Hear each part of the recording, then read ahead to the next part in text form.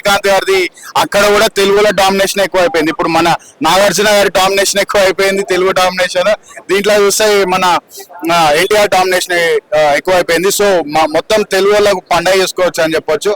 Cinema మాత్రం block buster అని చెప్పొచ్చు. ఎందుకంటే ఇప్పుడు మన August 15th కూడా ఉంది రేపే మళ్ళా. కాబట్టి ఇదంతా ఒక పండగ సీజన్ లా ఉంది. అండ్ కలెక్షన్స్ లో వర్షం కురుస్తాయని చెప్పొచ్చు. రెండు సినిమాలకు కలిపి ఖచ్చితంగా 5,000 కోట్లు కన్ఫర్మ్ అని చెప్పొచ్చు అన్న.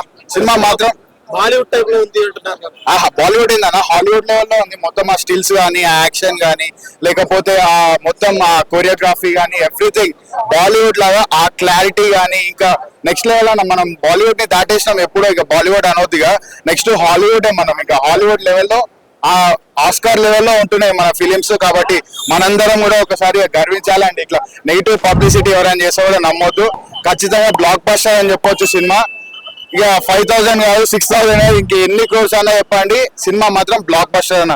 ఓ పక్కనేమో అది నార్త్ మొత్తం అది కొట్టేస్తుంది వార్ 2, అండ్ ఇక్కడ వచ్చేసి సౌత్ మొత్తం కూలీ కొట్టేస్తా ఉంది.